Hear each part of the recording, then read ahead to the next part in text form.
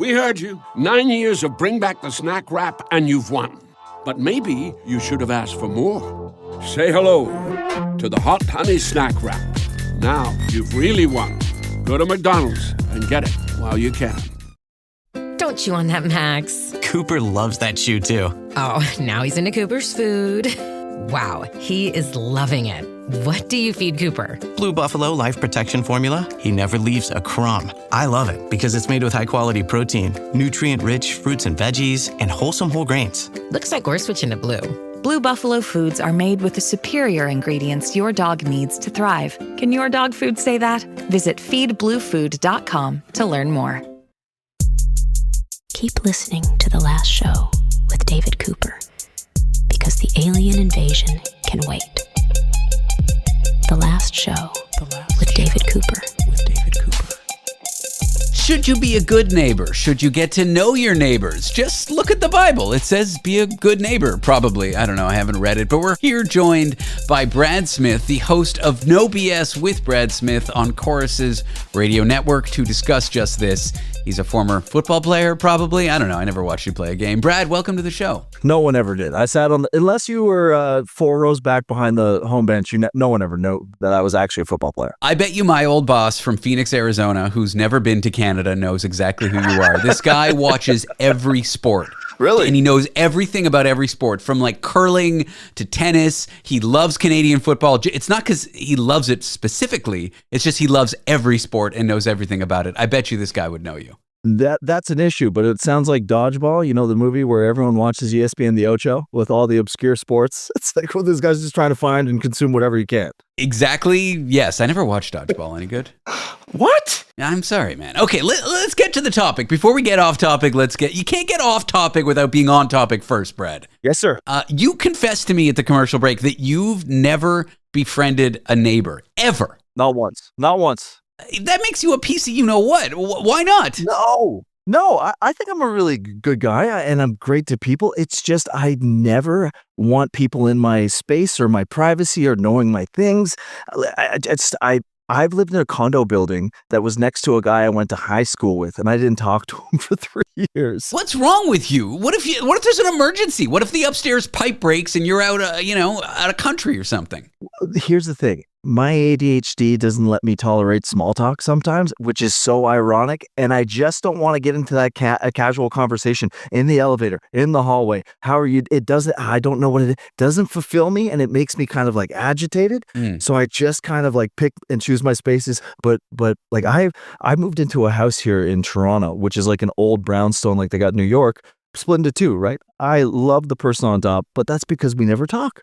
I've got this all mapped out for you. First of all, you should talk to your neighbors. And second of all, you got to get better about setting boundaries with strangers. Like if in the elevator, Susie and Bob want to chat and I'm in a rush, I say, hey guys, I'm really happy to see you, but I'm in a rush. I can't do small talk today. Why can't you just say that and then you can also be friends with your neighbor? What if you have 20 floors to go down? That's a long time to say I can't talk and then sit in the corner and just kind of be awkward. You have to use passing gas as a form of aggression in the elevator. I've done it. Too late. That's my go-to. Look, I love befriending my neighbors because then I feel like I have someone to call. Like if there's an emergency and they need to check on my cat or something, I like giving a neighbor a key just in case they need to get in there and help out with something. Yeah, why not? You're full in. I'm in. But I haven't always been the best neighbor. Okay, well, see, like, if someone asks me to do something, like if Kelly upstairs asks me to do something, I'll do it. Anything that she wants. Maybe not in that moment, but I'll definitely do it.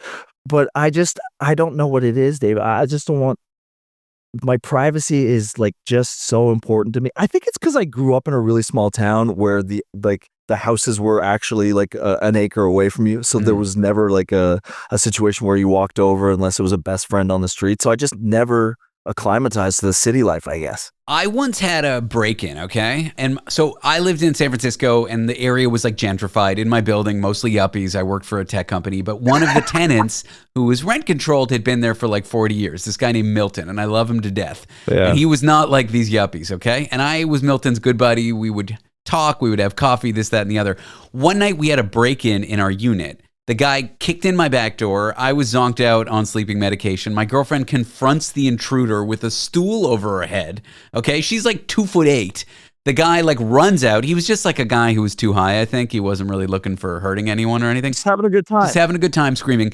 He like runs out when she charges him. He trips and hurts himself. My neighbor Milton, this guy in his like late 60s, pins the guy down, waits for the cops, makes sure everything's okay. We were just standing there paralyzed out of fear, and he like took charge of the situation. And when I thanked him, he said, "You're my neighbor, David. I would do anything for you." That's the kind of neighbor you want, Brad. And if you don't befriend them, you're not going to get that neighbor. That was, you know what? I have the antithesis of that story, which I was just telling somebody the other day.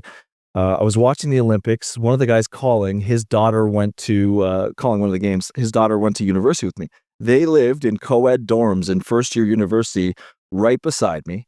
And you could have never met her and her roommate, two girls who hated me more as a human being.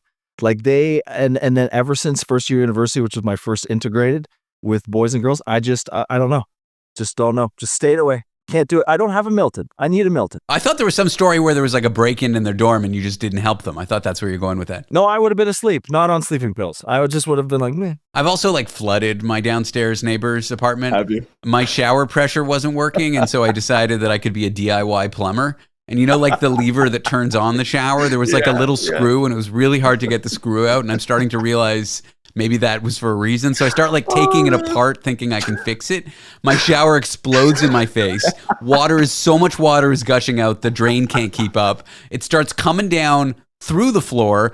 I throw on a bathrobe, but I don't really close it. So I'm kind of like naked, but maybe exposed. And these two poor girls downstairs, I'm like banging on their door. I'm like, "You better get a trash bin. Water's going to come in through the ceiling." I'm naked. I think they can see all of me. They're like, "What is happening?" Anyway, I help them. The water gets collected into a bucket. The whole building gets flooded. And then I told my landlord my shower just exploded in my face, which is partially true. See, this is why I don't have neighbors. I just avoided two of the worst stories I've ever heard in my life.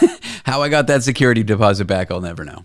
I just wanted, you probably shocked those girls for the rest of their life. Well, me and the girl always had like kind of a flirtation, but you know. Oh, okay. So it was planned. Hey, what's up? What's up? Yeah, I don't know. My stuff's upstairs broken, as you can see from the water running down the back of your hall. But can you just take a look for a second and breathe David in? I think there was so much chaos going on with water gushing through their light fixture that maybe they didn't notice.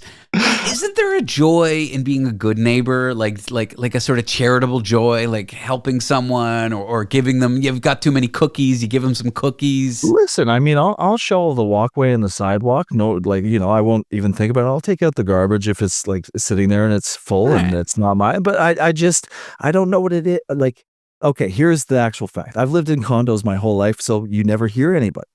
In a house, you hear everything. And so I feel like I'm being listened to. I don't know. It's like a constant state of paranoia. Well, you just kind of ignore it. Like, I'm certain my neighbors can hear me shouting as I do the show. I hear their baby crying. I'm worried about something else, though, David, them hearing. Adult activities? Yes. But that's a normal part of life. That's what you're supposed to do in your apartment. Who's going to judge you for that? Have you ever heard yourself make those sounds, David? Nobody wants to do that. No, I'm a traditional guy. I'm saving myself for divorce. I've never done that, which is weird because I am divorced, but that's not important.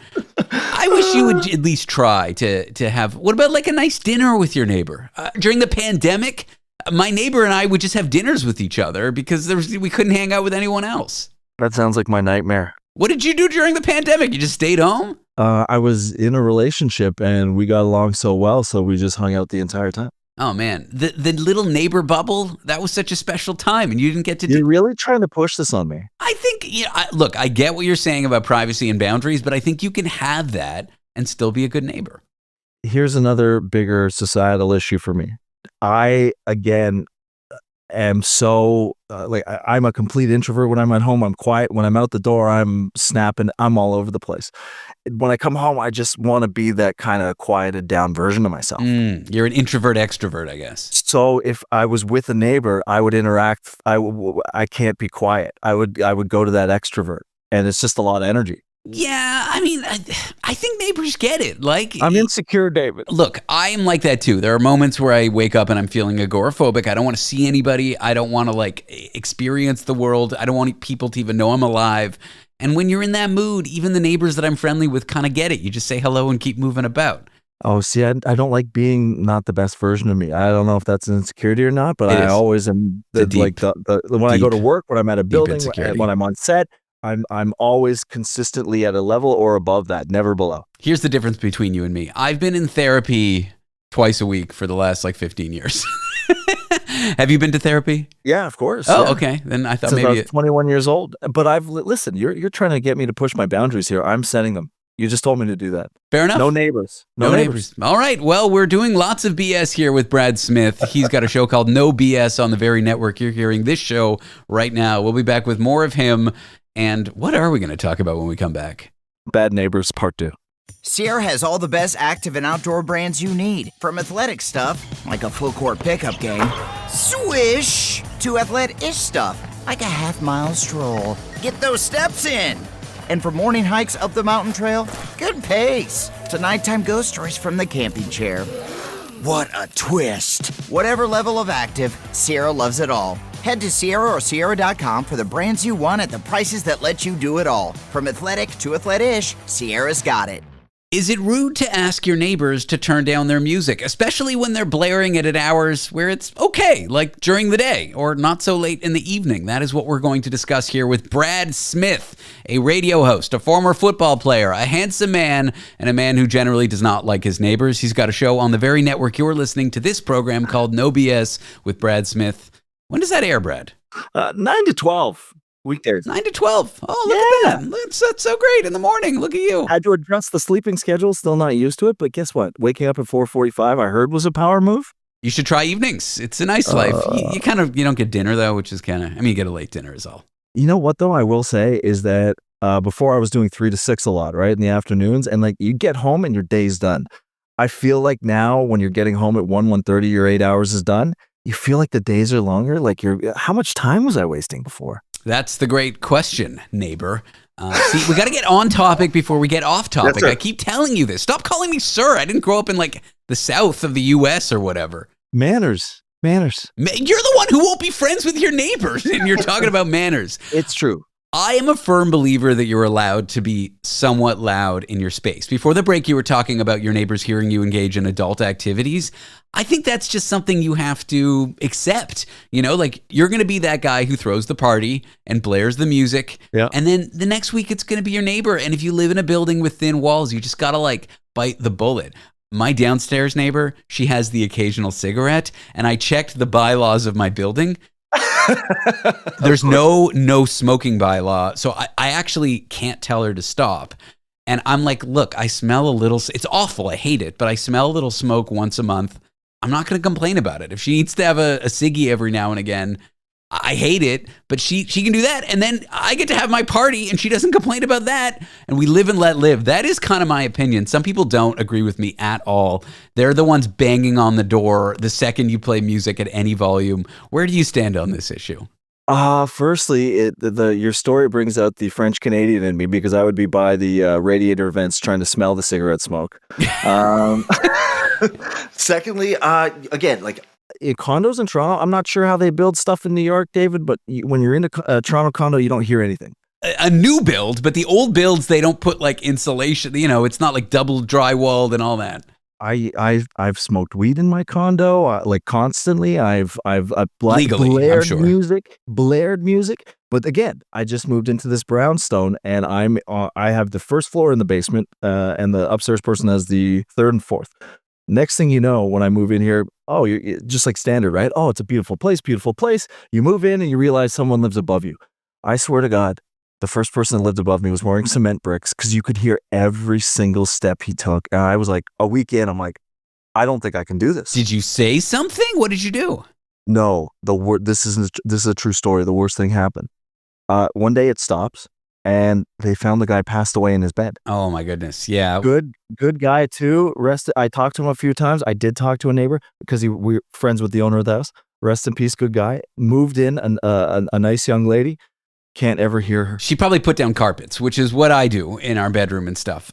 But the noise, you got it. I think I'm kind of with you. Like maybe you should be allowed to do that, but I wouldn't do that because I'd be so hyper focused again on that, bothering that person's day. I had a neighbor, our bedroom was below theirs. We would talk in bed like any couple. Stop it.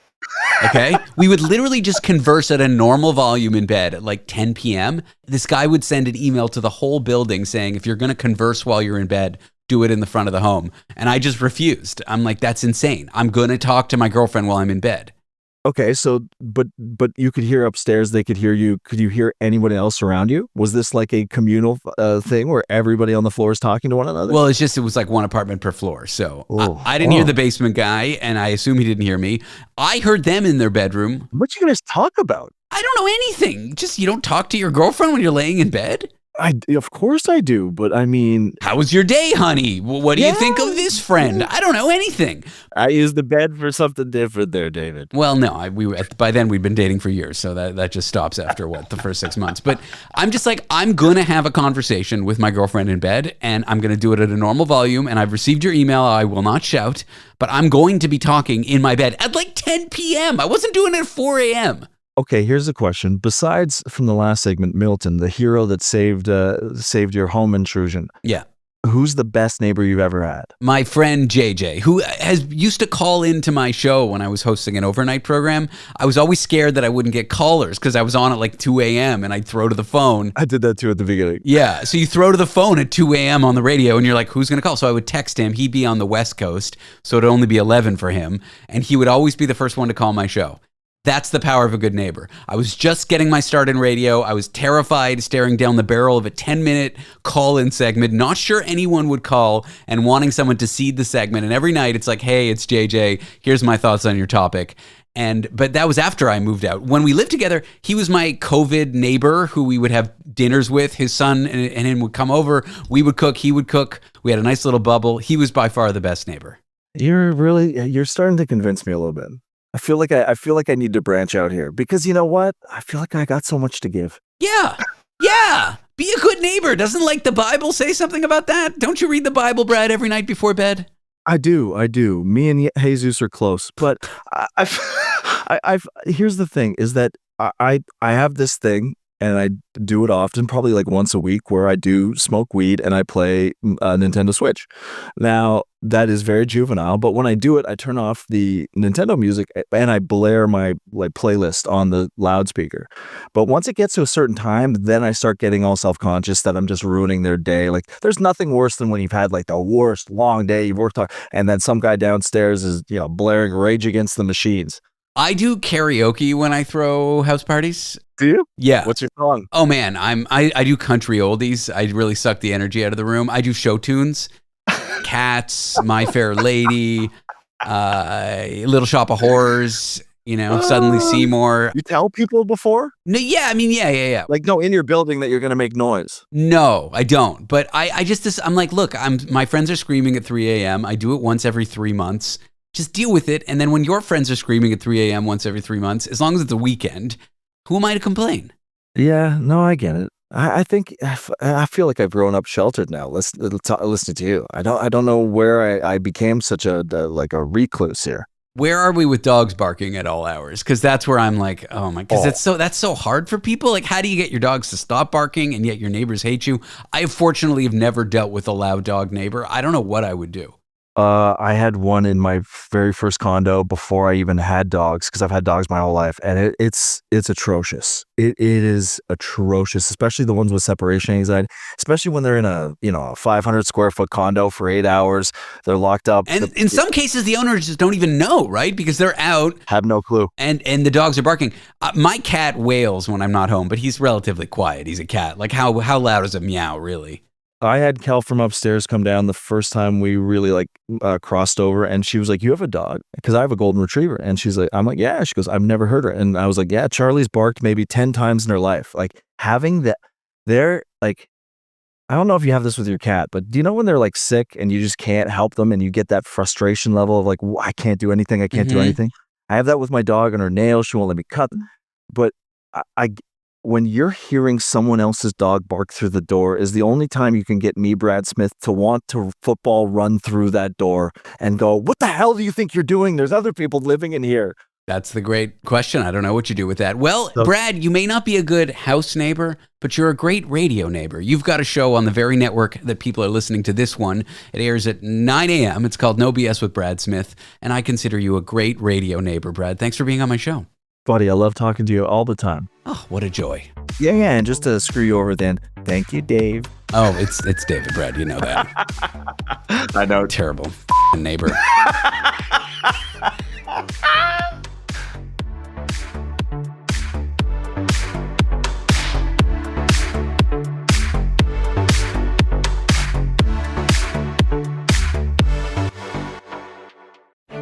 The world is changing.